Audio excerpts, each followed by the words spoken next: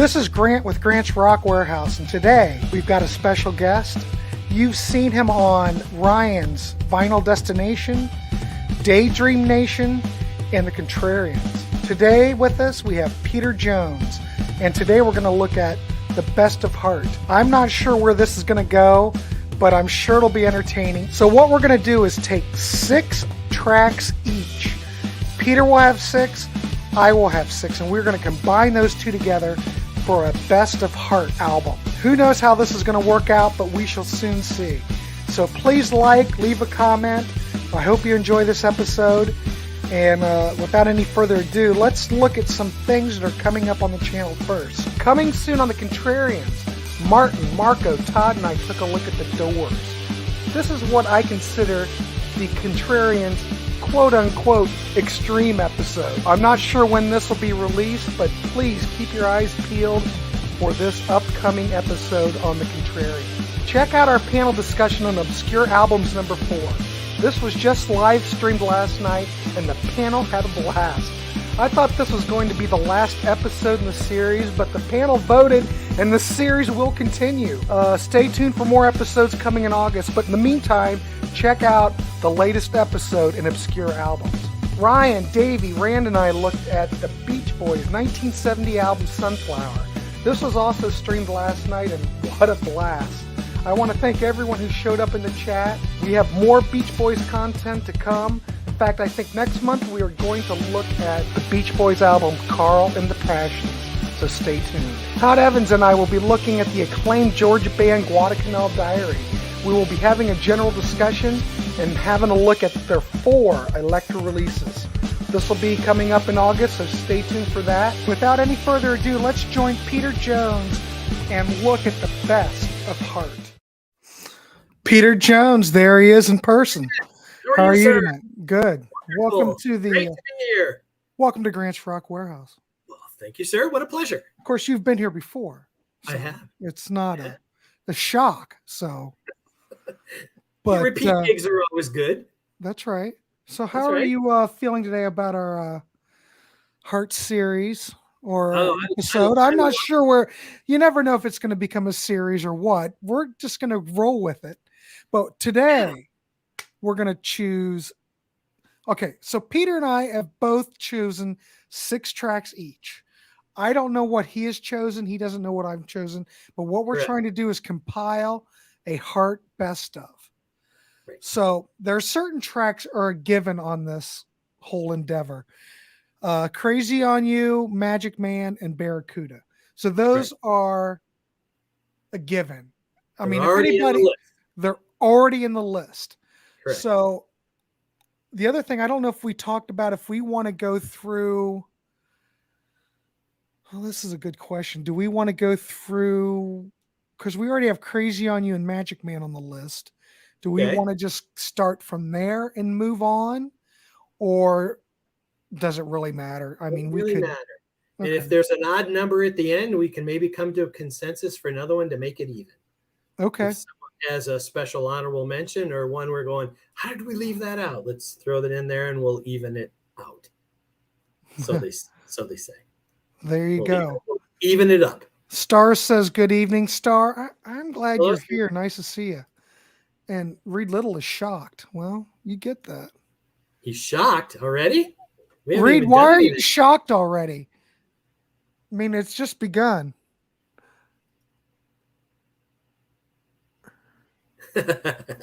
Even it up. Yeah, even it up. Oh, well. So anyway. If I may, what we're doing here. Well, no, because Peter's been on here before, so it's all good. But yeah, well, you know.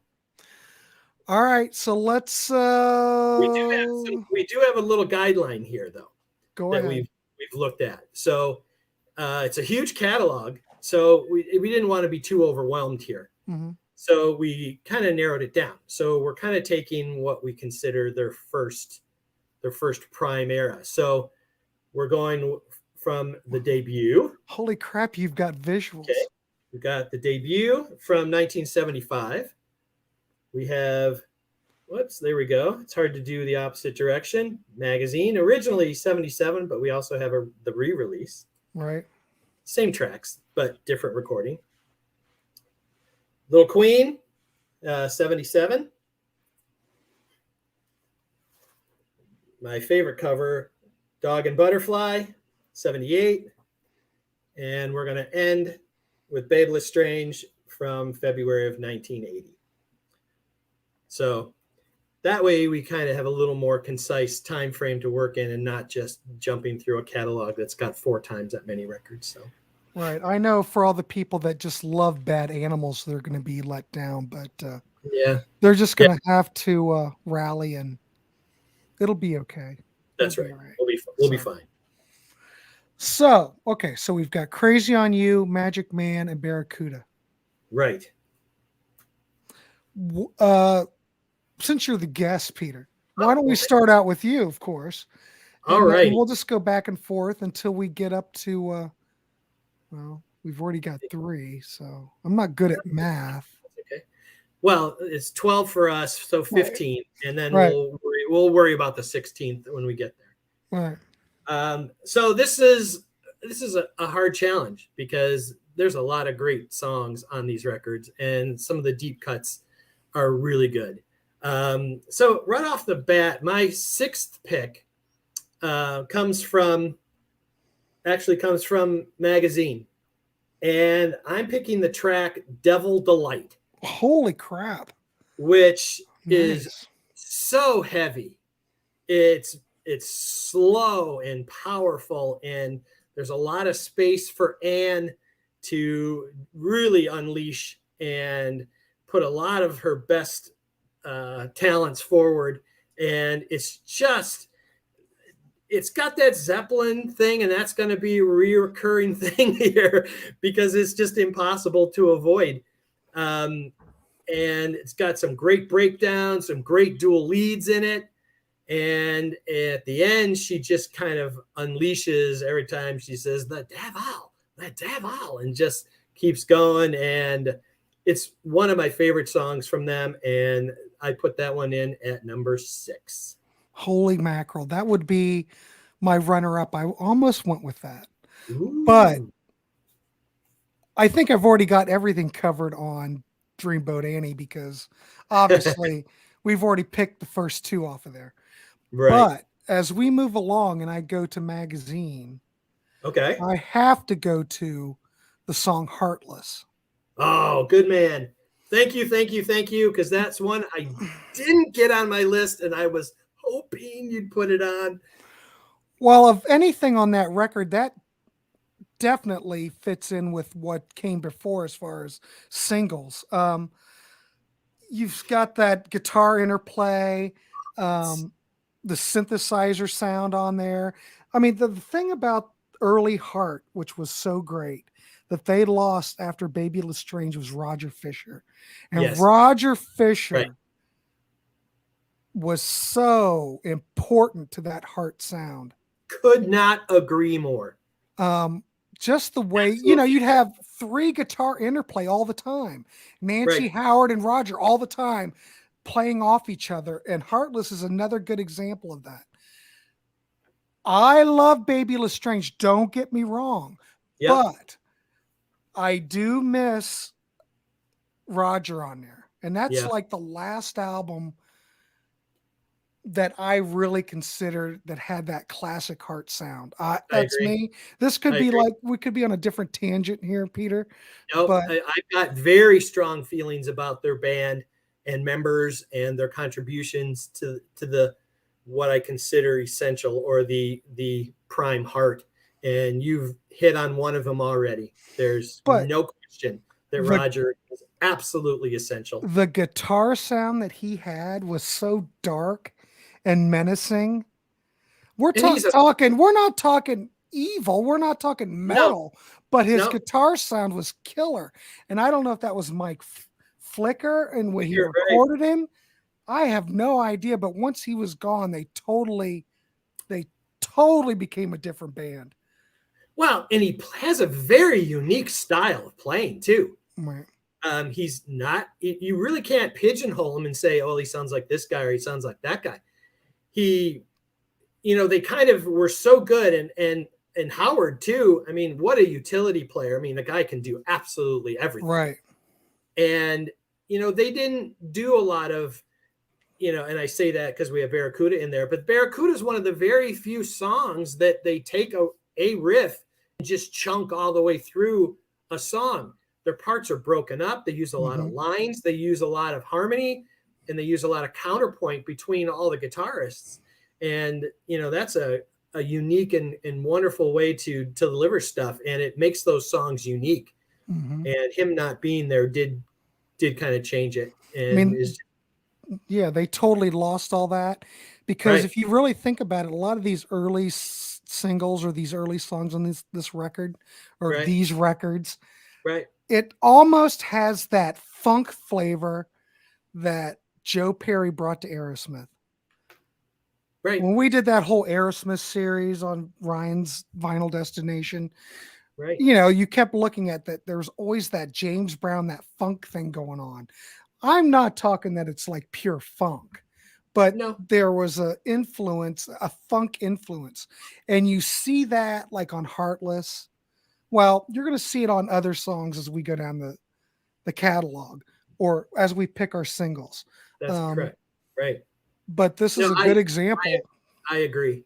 It's when you say funk, and if you say that to somebody, I mean, their first, we talking Parliament, what are we talking about? That's what we're talking about.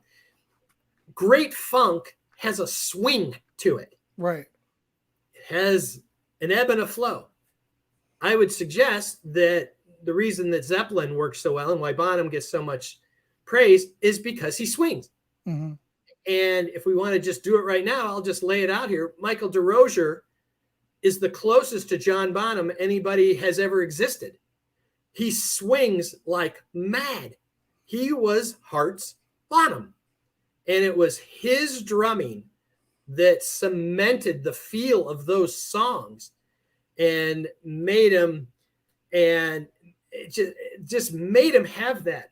And that's what you can't have a Zeppelin influence, which Hart clearly has, and write in a Zeppelin style, which Hart at times clearly did, and not have a drummer who can't pull the Zeppelin feel off. And Michael was the master at it. And that's what made those songs. Barracuda is their immigrant song. I totally agree with that. Yes. It's that John Bonham. That's that perfect swingy driving eighth note feel that was unique to Hart. And there's a lot of it, and a great deal of it mostly was because of Michael DeRozier. So yeah, and all this early stuff, I don't think he gets enough credit because and he's kind of forgotten. I don't want to, I'm not trying to. The guy was an amazing percussionist. Yes. Holy crap. And he's still unbelievably good. But he's been doing a tribute with Steve Fossen that they've been doing for a long, long time, Heart to Heart. And you're never going to be able to copy a singer. Singers are unique. They're like snowflakes and fingerprints. You never can copy Ann. Right. But those songs have the right feel to them, and they feel right. And that goes a long, long way because, we'll get into the weeds. But it was that original band. That's where the magic. But Roger was the first of the Departed to start a change that would carry over into further records and become even more dramatic and more drastic. So great choice. Great song. Heartless. There you go. Heartless. All right. Well, what's next? My number 2 pick is going to come off of Little Queen from 1977. And man, there's a handful of tracks in here I could have gone, but just the things we were just talking about and the feel and everything, I have to go with Little Queen because it just feels perfect. Okay. it's it's got that it's got a feel or a groove to it. Again, it's kind of funky and it's kind of sparse, and there's a lot of room and there's a lot of place to breathe and a lot of syncopation and punches from the drums, and a great chorus, very, very simple and straightforward. It's not long or complicated, and then, boom, and then right back into a perfect feel and a perfect verse. I think it's just a great song, and I have to include Little Queen in any selection of their best songs. So I'm going to go with Little Queen. Excellent choice. Thank well, based on what I had said before, I'm following in that similar theme. I'm going to have to go with their third and final single that was off Little Queen, and that would be Kick It Out. Oh, okay. And that didn't do that well on the Billboard chart. That reached number 79.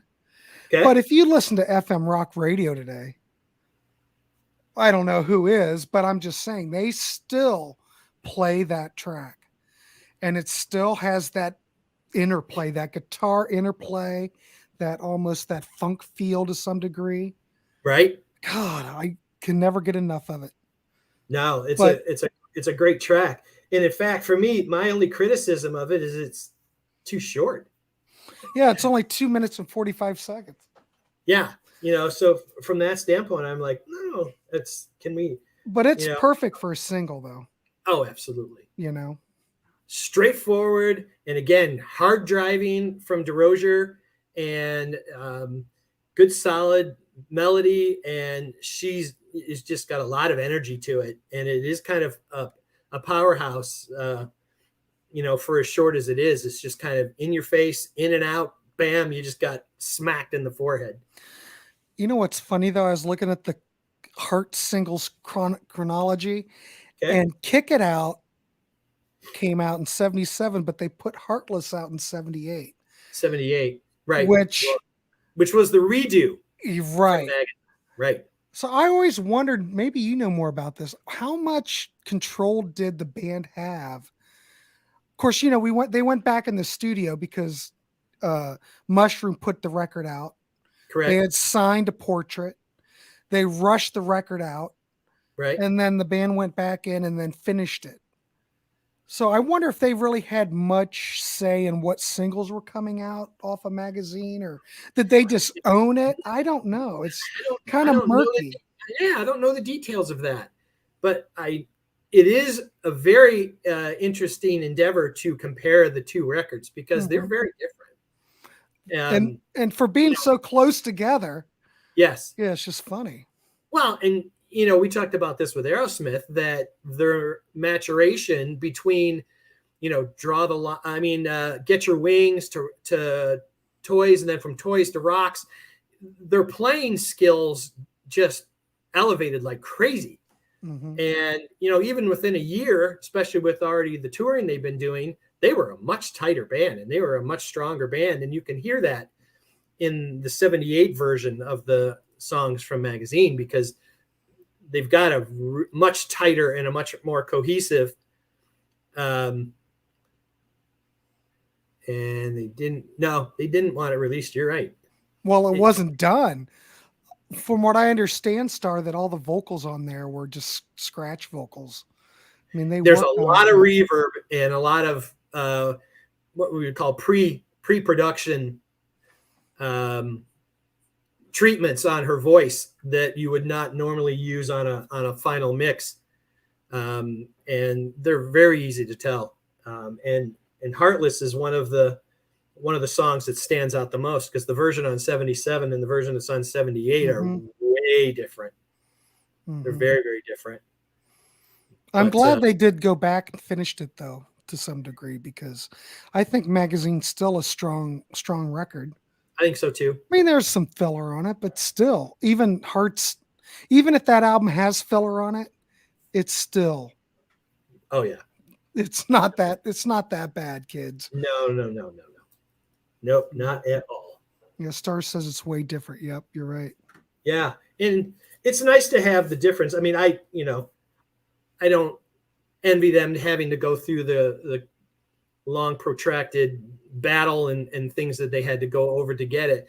But to ultimately gain control at the end, a little, silver lining on that. So it was nice for them to do that. But it's an interesting thing, especially that early in their career. The first album does very, very well. And then all of a sudden you think you're, on an upward trajectory and have a little bit of control. And the next thing, you're in a battle with your record company, which obviously can't be a fun time. So, right. Yep.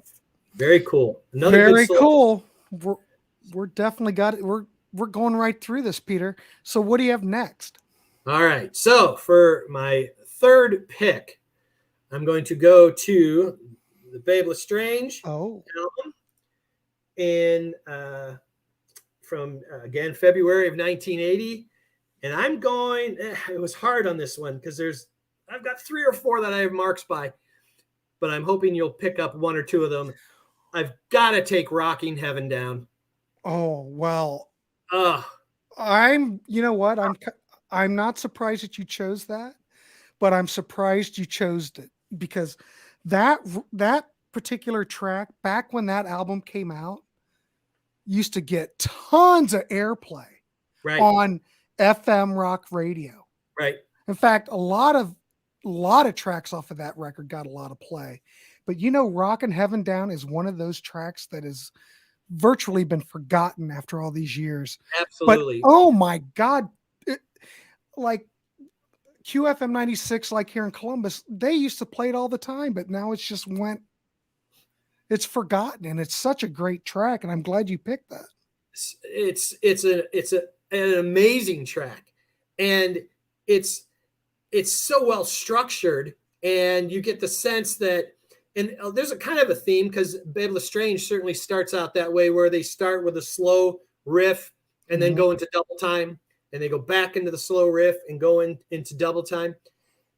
Rockin' Heaven Down kind of gives you the sense that they're going to do that, na na na na na na na na na na, but then it kind of restrains itself and doesn't use the cliche that it used on Babe Lestrange, and still just keeps it heavy. And it just is a great composition, top to bottom. Anne's vocals on it are amazing. And some of the really great riffs on here. And again, no Roger. We have to credit Howard and Nancy on that one, because they're both playing some really, really great stuff. And I don't know if it was the right word, but it seems like the most mature song on the album, that is like them kind of spreading open a bit, like, moving into kind of another area. And it's a little more developed, not more complicated. I don't want to anything like that, but it just seems like it has a little more, like some of the later songs, Alone and things like that are more. And again, we've got to mention Sue is now in the mix, Sue Anus, and Roger gone, Sue in, and there's a lot that's changed there songwriting wise, and it reflects more in stronger melody, stronger choruses, and I don't want to say it's more pop. It wouldn't sound as heavy as, let's say, Barracuda or something like that, but that's still got that underlying edge. To me, it's like a Dancing Days or The Ocean or something like that with Zeppelin. It's still got a foundation of heaviness under it, but it's very melodic over the top. And it's my favorite track on the record, and I love revisiting it. And very cool. Seeing them in 80. Awesome, Byron. Look at you. You've seen everybody though. But that would have been a great tour to see though. Yeah, they were in good form in 80, even though Roger's not there. Right. It's still really strong. Their set lists were really strong, and there's a little of a transition with this piece too, and it kind of hints at what is kind of coming over the mountain, but it still maintains its home in the early, even though this is It's February of 80, so I'll still consider it a 70s record for all practical purposes. But it's still got its home and its feel and its origins in their vintage 70s stuff. So Rocking Heaven Down is my third pick. That's great. The other thing I just wanted to mention about that is that even though Roger's not on that track, you could swear that he's on there. I don't know if he had anything to do with that record at all, but Sue Ennis, it's nice to have another Wilson sister on there. So you've got like a powerhouse in Wilson sisters on these records, you know, when she started to contribute on songwriting and everything. Right. But I like Babyless Strange, the album, as much as I liked anything that happened in the past. I don't think you see any cracks forming yet with that record. No. Even though Roger's not there and he was a big part, you really don't miss him yet. You start missing him on the next one, but not on album. You don't. You would live. Right. You would live. Yeah. But you know, you've got Howard Leese, who's an incredible guitar player anyway. Right. So absolutely. And of course, Nancy, I'm not trying to take anything away from him. It was just that 3 guitar lineup. It's like going back to April Wine when they had that 3 guitar lineup, man. It was like a force to be reckoned with. And it was the same thing with Heart. What it allowed them to do was in a lot of these tracks was for Nancy to stay on acoustic. Right. And because she was able to do that, it adds a different character and that different timbre to help fill in underneath. And even Howard can go over to keys. Roger stayed on lead, and what a great complement of instrumentation. You could pretty much cover anything. Right. Or could they all go electric? They could both be on electric, Nancy on acoustic, or she'll pull the harp out. I mean, you can go anywhere with that. Absolutely, Reed. There's no question. Yeah, Reed, you're 100% correct on that. Absolutely. They have I mean, not only, a sibling connection, their voices blend so beautifully. And their history is that they were singing is pretty much as soon as they could learn to sing. Right. That family was very, very musical, and the two of them sang together from the very, very beginning. And there's no question that that's one of the real strong suits. And it really is one of their feathers in their cap. It's unique to them. Nobody else sounds like that. Well, what do you got for your third one? My third one, we're going to go to Dog and Butterfly. Okay. And I'm following that same kind of thing that I've been following before. I'm going to go with, well, actually, this was the 3rd single to crack the top 20. Okay.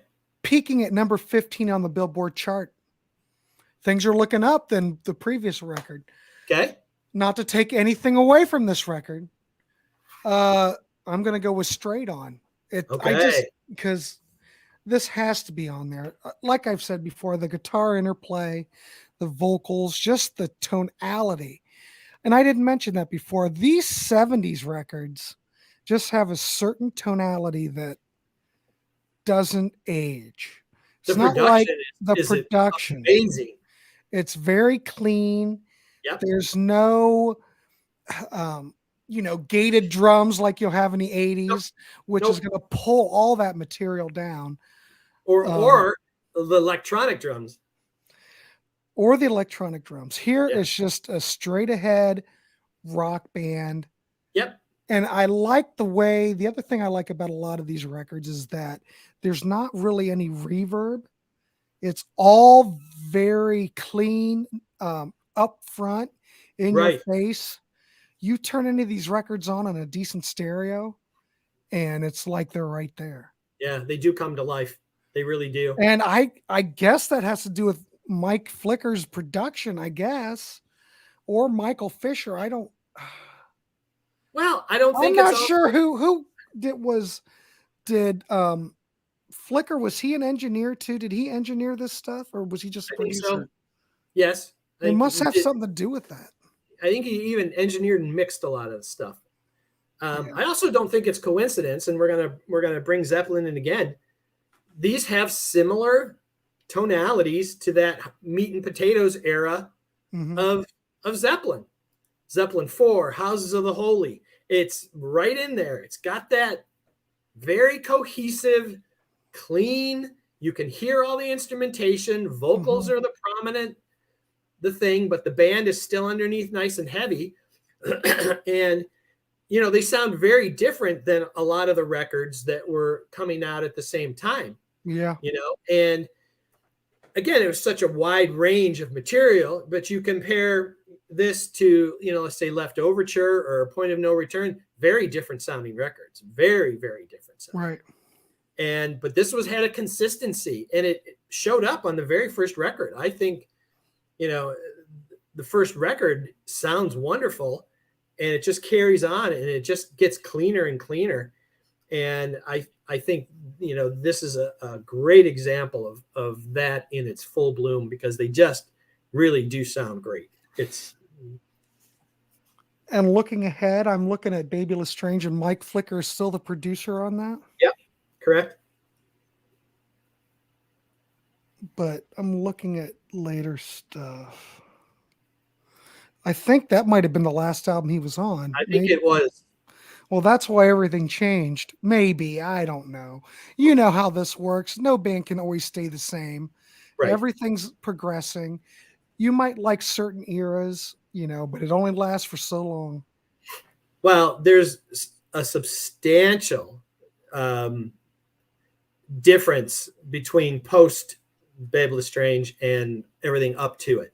Mm-hmm. It really is kind of almost a semi-cliff, kind of just all of a sudden everything's different. And you're like, is that the same band? And that may have worked or not worked, which then prompted the next phase, and that whole band was gone, and everybody was out except the two sisters. So yeah, that wasn't enough to keep it. Well, to me, that wasn't enough to Connie and Howie produced, which I think is Howard Leese, and I think Connie is the Wilson sisters, produced Private Audition. Right. And then Passion Works, though we're not going that far ahead, that was Keith Olsen. Yeah, and that's riddled with electronic drums, and it's not as bad as what's coming, Peter. Not as bad. There's a lot of great stuff on that record. I would contend that if Passion Works sounded like Dog and Butterfly, it'd easily sit in this pre-catalog with some of the very best stuff they'd ever done. I agree. Because the material is absolutely amazing. Mm-hmm. Star, that's a good point. Not a one. That's a great harmonies on that. Absolutely. Holy crap. And that was, who wrote that? I think that was, was Ann Nancy and Sue. Yeah. Most everything on Dog and Butterfly were written by those three. Right. Just amazing. All right, Peter, what did you got next? All right. So we're getting to the final three. This one, I'm going to go back to Dreamboat Annie. Mm-hmm. And this starts my final three, which might possibly be my three favorite Heart songs by a long shot. There's an extra one that I couldn't add to it, but I've got to go with Sing Child. And to me, it is so quintessential Heart. It's heavy. Mm-hmm. It's not proggy, because it's not. No, they're not doing. But it's got a little more variety in the instrumentation and where it's going to, and for me, because these last three are all going to be based on Michael DeRozier, because he's my guy. His drumming on this is just stupid good. It is so tight. It is absolutely just essential, great rock drumming 101. Yeah. The harmonies, and if you listen to the instrumentation in the verse, it's very sparse.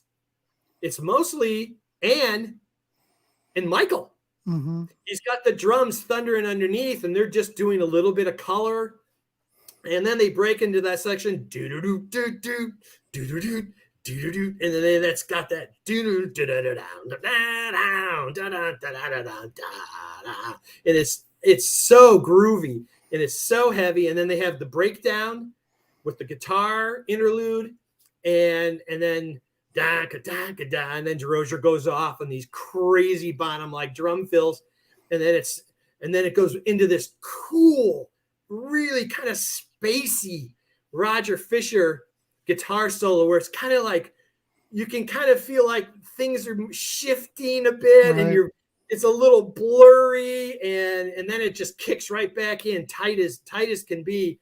And I just think it's just one of their greatest compositions, period. And there's no way I'm leaving this one off. So Sing Child from Dreamboat Annie is my fourth selection. Well, Star approves that.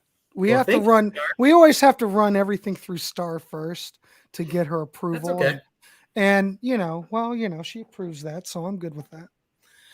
Well, for my next one, Okay. we're sticking with Dog and Butterfly, but I'm Okay. going with the title track because I think we need something more of a ballad than what we've had so far. Okay. And if you listen to that song, obviously it's just brilliant. Call it Led Zeppelin if you want. It's just the vocals. It's just a beautiful, beautiful track. And Absolutely. Then Star says soul. Yeah. Absolutely. And this is one of the things that when you start to dig into the Heart catalog, you see the diversity that this band has. If you went strictly from what they played on the radio from up until like 1980, you would think, okay, this is kind of a more hard rock straight band. Right. But there are all kinds of little beautiful acoustic gems thrown in all over the place. And again, a broken record. They take that from Zeppelin. Right. Heavier songs sound heavier next to a lighter song or a more acoustic song. Yep. And it really works that they're not beating you over the head with one style or one kind of writing. Even within one side, they could be all over the place. Next thing, Ann's got her flute out, and then there, absolutely. And so it's got that creativity, and the set lists, and the track listing, let's put it that way, is also not uncommon to Zeppelin, especially Zeppelin 4. Heavy, ballady, epic, heavy, ballady, acoustic, and that was a huge tour. I would have went and saw that. All those REO, Heart, Foghat, Blue Oyster Cult, and the Rockets. All those bands were in prime form in 81. Chris Stokes. How are you, Chris? Nice to see you. That's some good stuff. Wow. The Rockets, that's a band that's been pretty much forgotten. I know they came through Chicago. I think they may have even been at Comiskey Park or something. They had a stretch of concerts at Comiskey that Hart was with a lot of those. But those lineup days, you can't. I mean, they've got the Def Leppard quote stadium thing now, but it's not quite the same. So yep, Sing Child from Dreamboat Annie is my number 4. Okay. So we've got. You did Dog and Butterfly. I did Dog and Butterfly. Killer. I jumped the shark there. Sorry. No, you're all right. So you're up then. That's such a great song. There's so many of those kinds of songs you could have picked because they've got a good handful of them that have that lighter, more tone that and it's sometimes singers who sing more hard rock sometimes can't make that transition to a more ballad, emotional stuff. And never had a problem with that. No, she could sing the phone book and be just fine. Yeah. All right. So my last two, my second to last, we're going back to Dog and Butterfly. And when you said first track, I almost went, but you meant title track when you said title track. Right. Title track. Got to go with Cook with Fire. Absolutely love this song. To me, it is one of their greatest riffs. It is so heavy and just destroys it vocally. DeRozier's drum part is biblical. It is so much fun to play. And I love how they give you the impression that it's live. It's not. It's the fake crowd. But, oh my goodness. But they would start that tour with that. Is that true? That was a fake crowd added to that? Yeah, it's not live. Huh. I never knew that. It's just so good, though. It is so good. What a riff. Wow. And I could go all day on that one track alone. Yeah. When I'm feeling like I really want to just bash out, Cook with Fire is always on my list, and it's a great workout, and to play it's a challenge, and it's got all the elements that make Heart, and I love the aggression. It is one of the most intense and heavy songs that they've done, and no way I'm leaving that one off. So Cook with Fire. Excellent. Well, the next one I'm going to go with, we're going with track off of Babyless Strange. I'm just kind of going through the catalog. Okay. And I have to go with Even It Up. Oh, there you go. I mean, this is the first of the 3 Heart songs that utilize the Tower of Power horn section. Yep. What is it? To the full extent. And it too still has that kind of funky guitar interplay. Even though there's no Roger Fisher, it still has that same tonality that I love by the band. It still fits in that whole first era since, 1976. It's a great track. I mean, it's one of those songs that, they still play it on the radio if you ever get to hear it. It's one of the best bridges they've ever done. Mm-hmm. Oh my God. It is. What a great song. And it's got all the elements. It's got everything. And I can't see how it could not be on our best of record because Jesus, so good. So good. Yeah. It's longer than you think. Because if you just think of the chorus, you're like, okay, it's 5 minutes. Well, it's 5:10. 5 minutes long. And it just kind of keeps building. But it never gets stale. You don't feel like it's verse, chorus, bridge, chorus, and it is always interesting. And you're like, oh, where are they going next? Next thing you know, 5 minutes have gone by and you're like, whoa. But it was still feels like a 3-minute consolidated, pop song, but there's 2 more minutes more than most of them. And you're like, wow, put that one back again. Cause it's just too good to, I mean, it's just amazing. If you just look at the tracks on this album now, Peter, right. Babyless Strange, Down on Me, right. Silver Wheels, Rockin' Heaven Down. Well, don't forget Break. I know, but I'm just saying, even though Roger Fisher, and I'm a big Roger Fisher fan, they hit it out of the park on this album.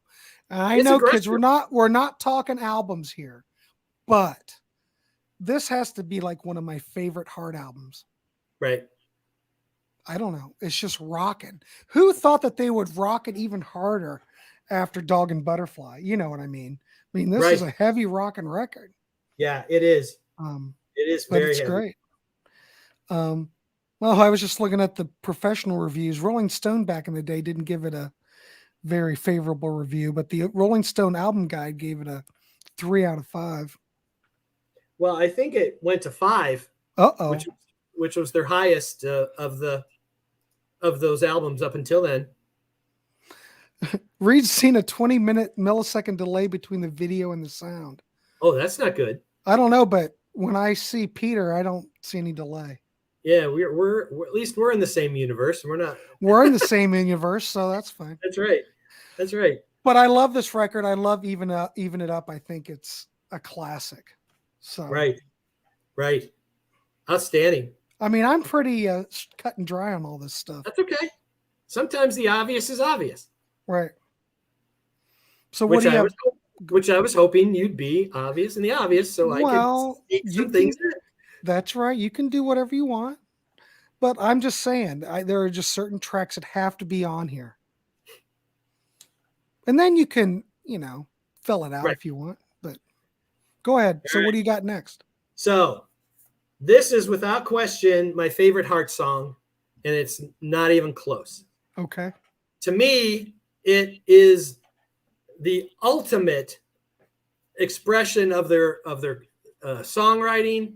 It has every outside element. It's the most Zeppelin like. It is the most original. How they blended them, how they mixed them together. Mm-hmm. I'm going back to Dog and Butterfly, and I've got to have Mistral Wind. Holy smokes! Yeah. The greatest Heart song ever written. It's their Stairway to Heaven. Yes, I said it. Oh, I agree with that 100%. Yeah. It is their stairway. When Michael DeRosier comes in, especially on the live greatest hits version, oh my God, it's spine tingling. It is so heavy. And then when she comes in with that first verse, every hair on the back of your head goes up, and she just never lets up until it's over. And it is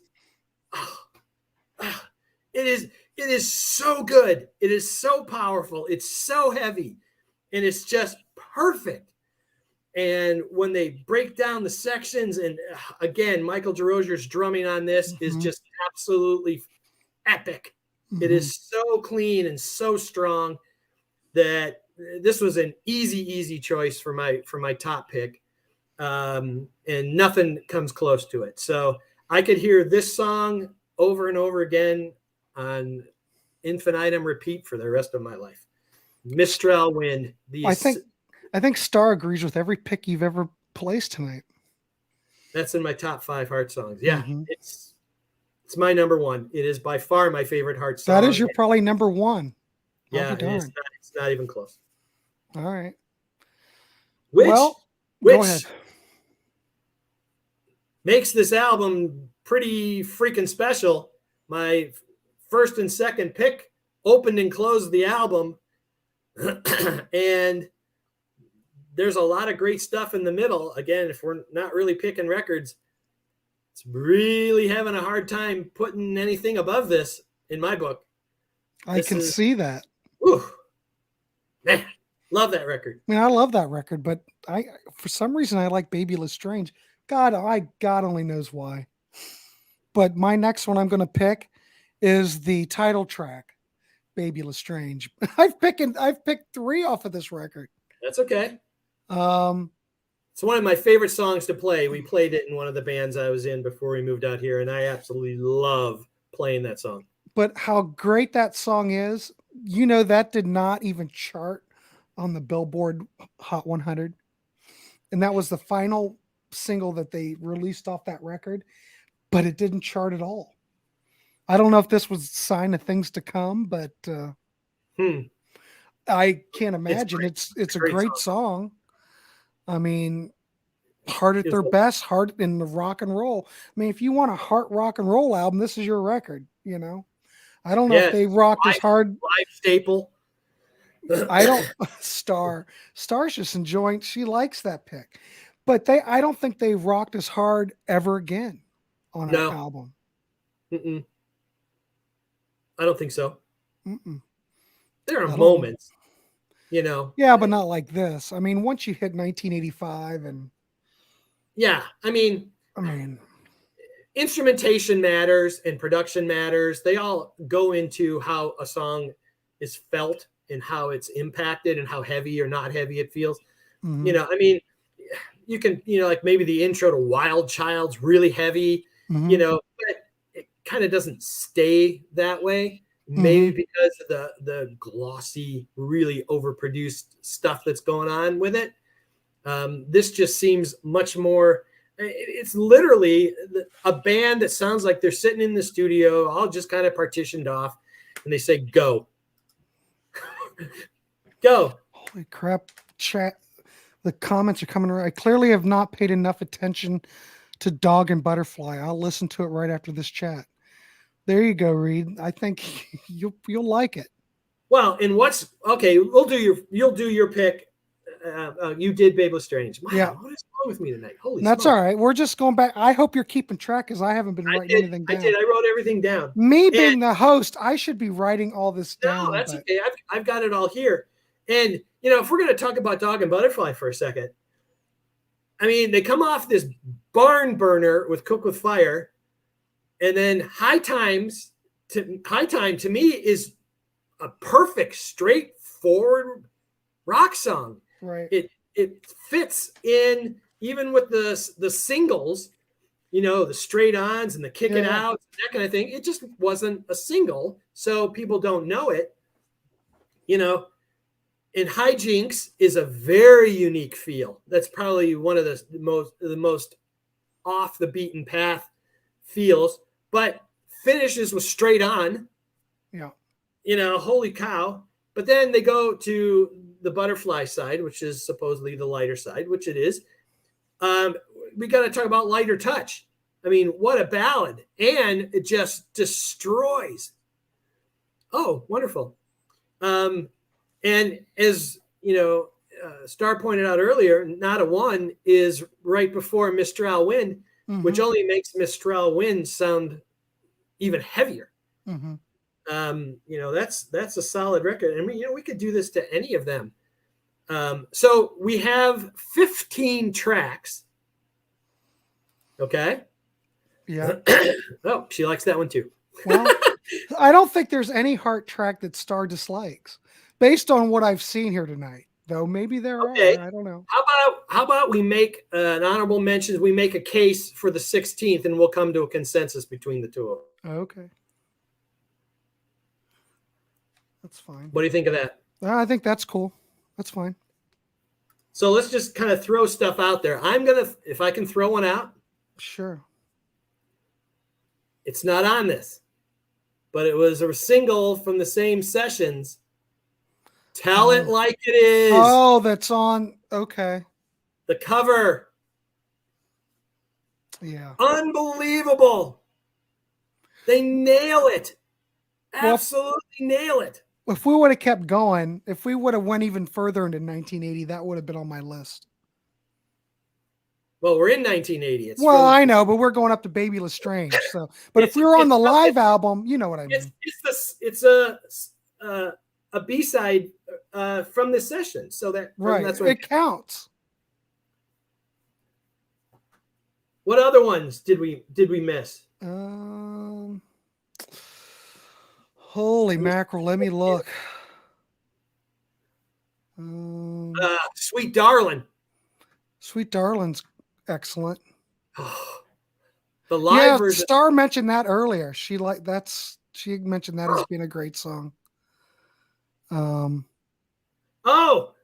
I know which one I missed, and this was the one I had to struggle between which one came on and which one didn't. Mm-hmm. This would be my pick, and we'll find a consensus.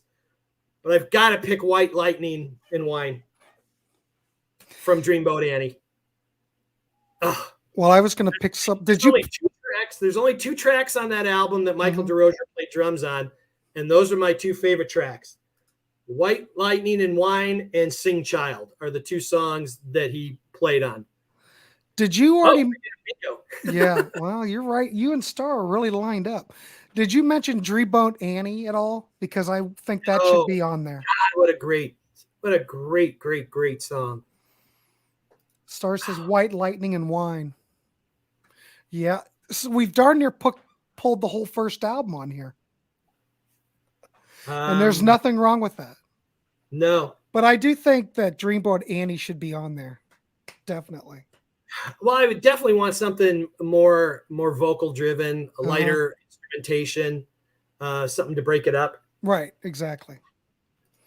And like off Magazine. Let's see. Because I said Heartless. You said, what did you say? Here song, Devil Delight. What did you say? I said Devil Delight. Right. Little Queen, Rockin' Heaven Down, Sing Child, Cook with Fire, and Mistral Wind. Okay, I was thinking Devil Delight. I can't really think of anything else off of This one magazine I would pick. might be a little bit left field, but I mean, most of these are all great, so it's not like anything is really that far out. Right. I love Treat Me Well from Little Queen. Nancy's vocal on that is stunning. It's just got a great 6/8 kind of bluesy ballad feel to it. And that's a really great gem of a track that's deep in there between some really great tracks. So I mean, that's a great one. I thought Go On Cry was really great. I think Cry to Me is great too. Cry to Me is really good too. 2 cries in a row on this record. Yeah, right. You could pick. Yeah, I think Dreamboat Annie probably has to be the call, right? Yeah, I would say. I think so. Yeah, I would agree. But you could just pick Cry to Me going into Go On and Cry Yes. Yeah. There you go. I'll be darn Well, starved. and shame on us, right? Mm-hmm. How do we keep a song as incredible as Love Alive off this list? I don't know. I don't know. That's awful. How can we do that? Peter, you can't choose all of it. We don't have enough tracks, but holy smokes. We don't have enough vinyl. Again, it's got that beautiful intro that builds into this. Again, it's got a great funky feel to it. Right.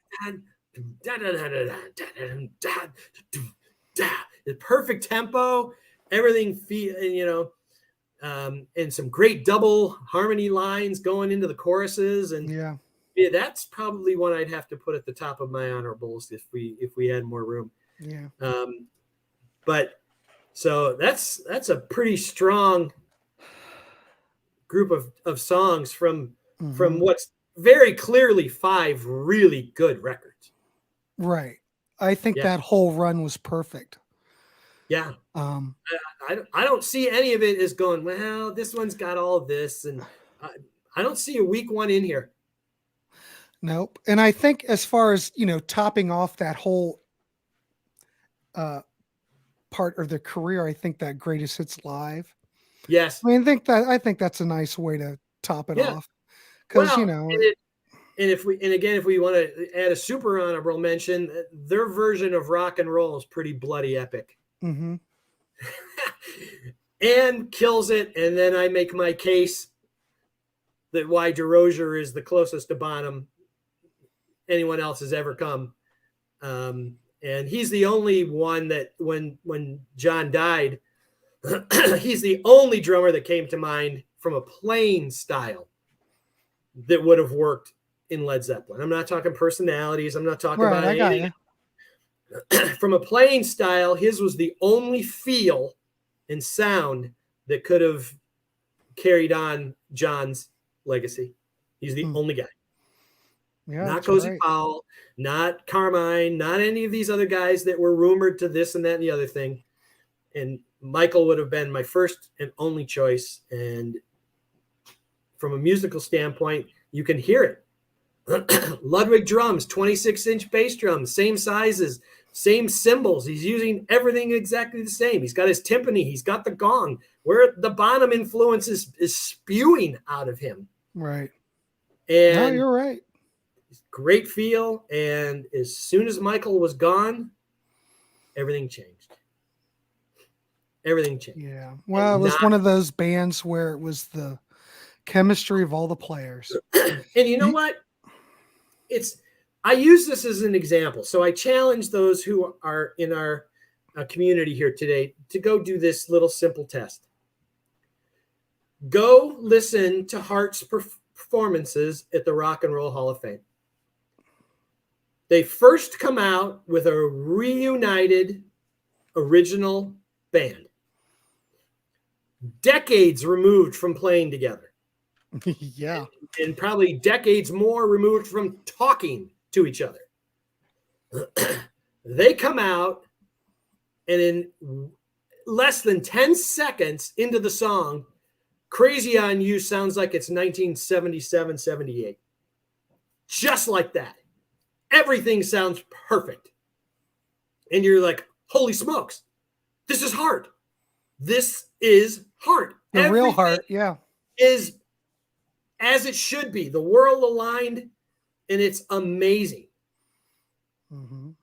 They go to their next performance. They pull their touring band on and play the sludgiest, most uninspired death march version of Barracuda I've ever heard in my life.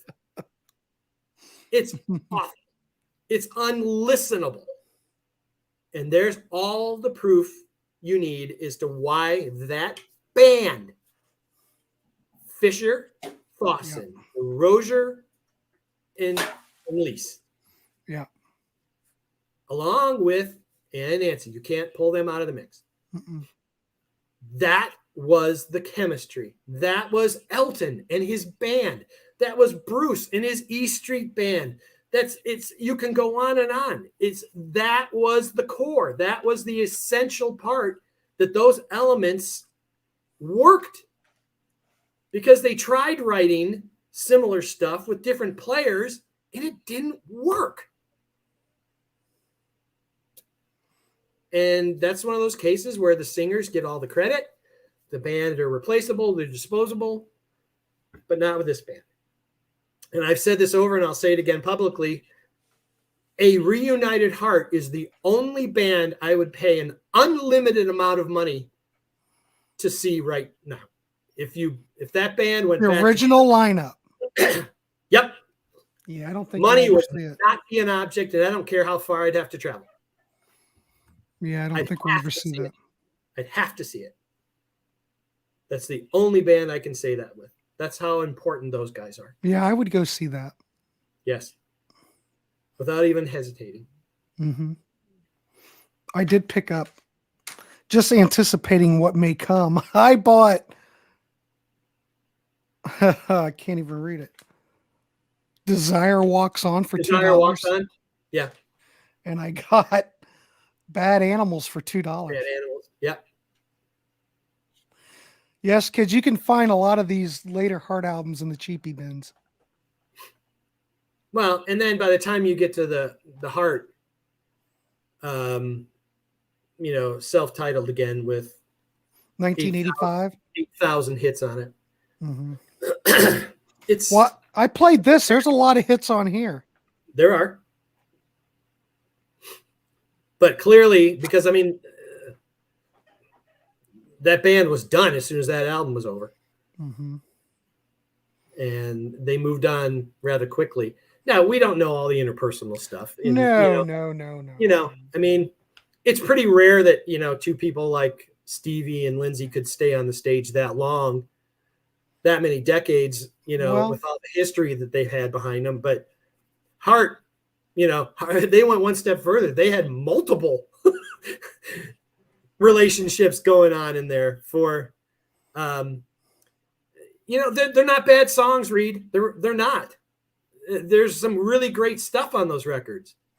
If you can get through the production.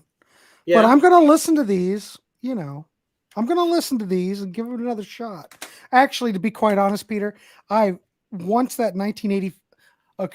saw them twice on that 1985 tour.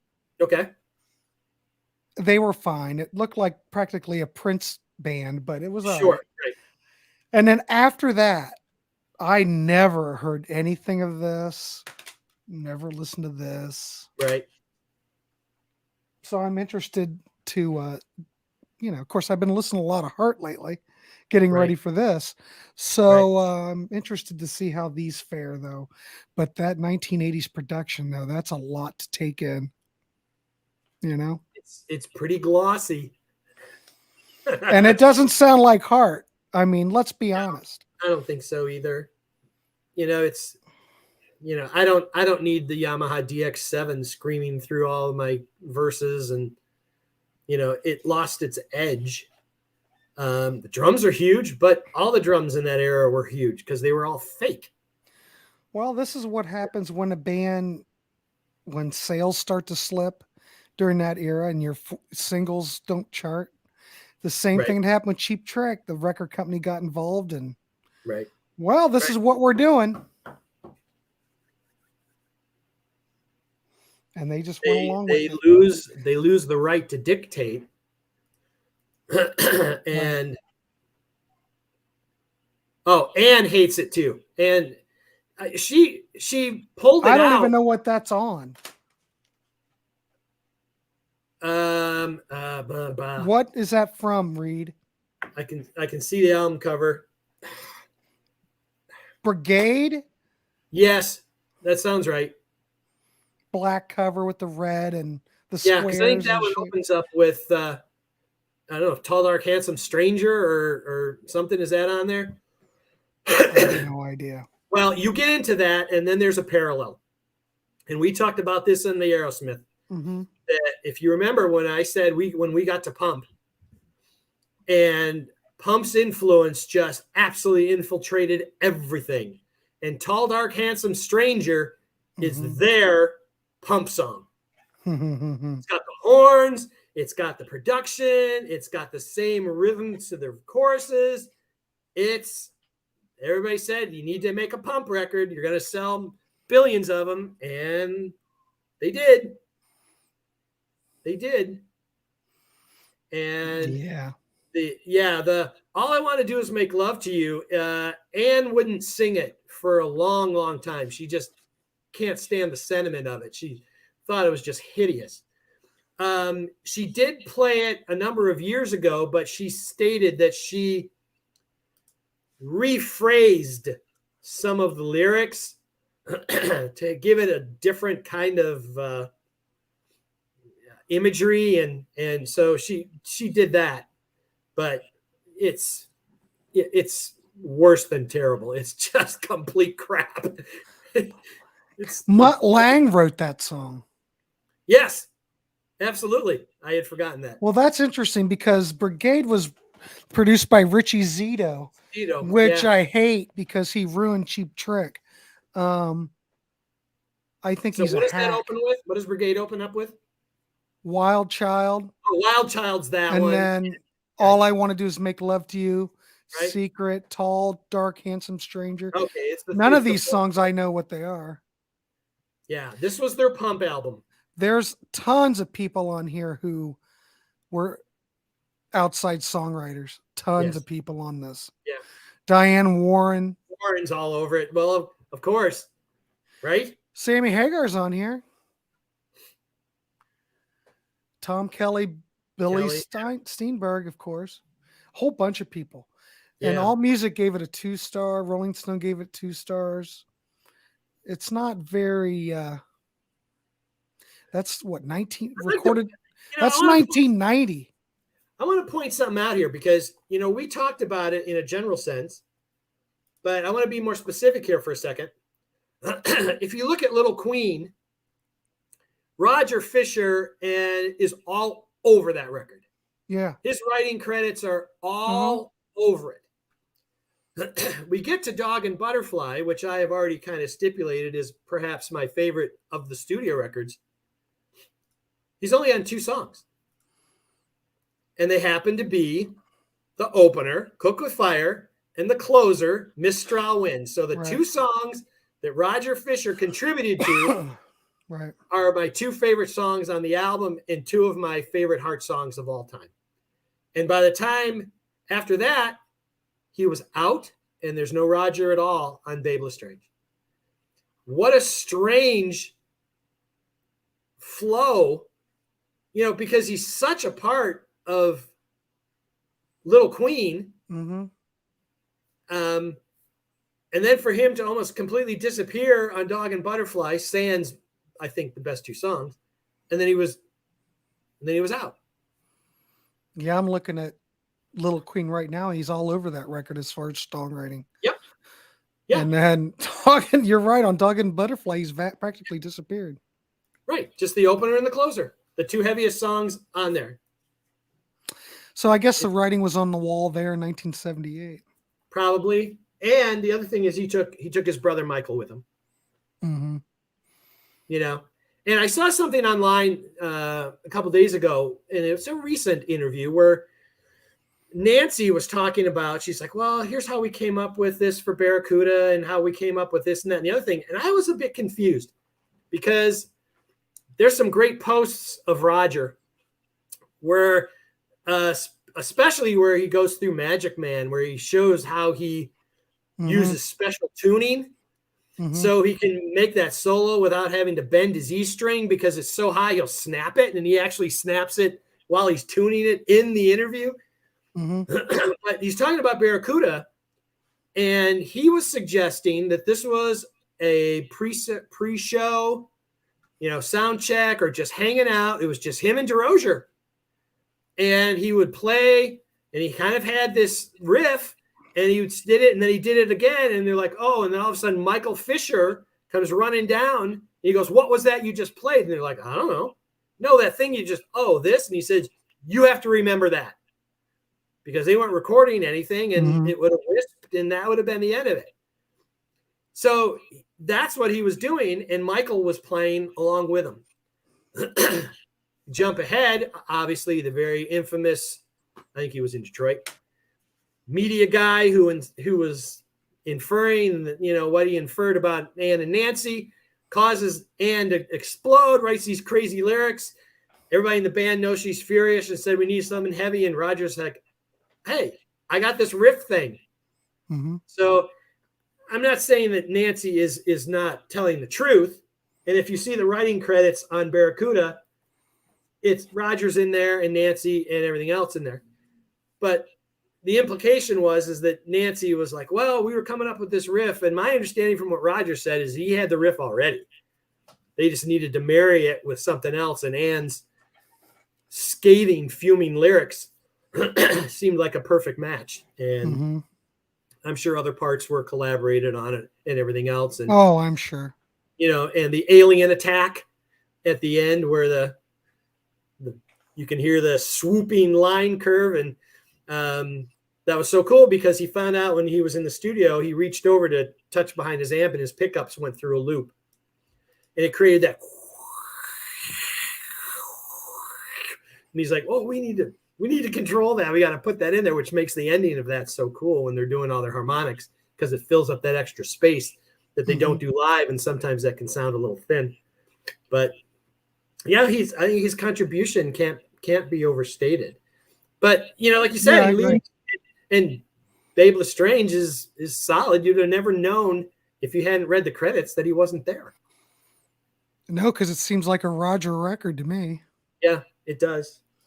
As opposed to Dog and Butterfly, which really doesn't. But it's a great record. I'm not taking anything away from it. But you just would think, gosh, that Baby Lestrange would be a total... While Baby Lestrange, Roger Fisher does have a songwriting credit on it. Though I don't know if he's on it. They may have written that before from previous session or something. Yeah, it doesn't look like he's on the credits at all, No. Nope. Outstanding. That's a lot of great material. That's and they've got a lot of obvious ones, like you said, things that were on the radio consistently, and you could go that route. But you can pull deep tracks, and it's always good for people to dive into it and read. Make sure if you're still here, let us know what you think when you go back and listen to Butterfly all the way through, because I think we want to know. Inquiring minds want to know. Absolutely. And they were always so great live. It just, I never did. Well, I did see him, but it wasn't the original band. I never saw him live, and it's one of the biggest regrets. In 85, they were fine because you had Mark Andes playing bass. He was in Spirit. Danny Carmassi. Yeah, played drums. I mean, the band was fine. Howard Leese was still there. Yep. I don't remember anything sounding,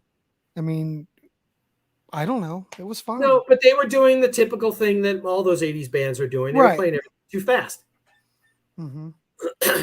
Barracuda was like a thrash metal song. It's just too fast. Reed said there will be updates. Outstanding. Excellent.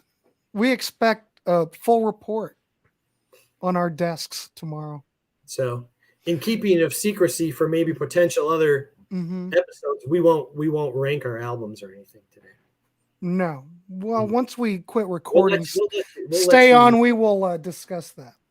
Yeah, we'll let you think about it on your own. Yeah. Well, kids, I think we've done it. We've Great had a great discussion. There's some great tracks on this record. Yeah. But we will discuss what we want to do because I don't think we're done yet.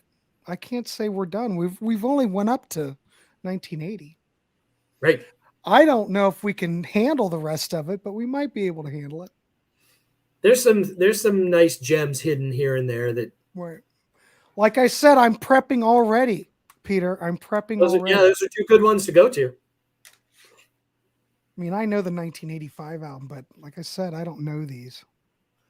But they're out there if you look. Cheap. You won't find any of the early records in the cheapy bins. But nope. All these.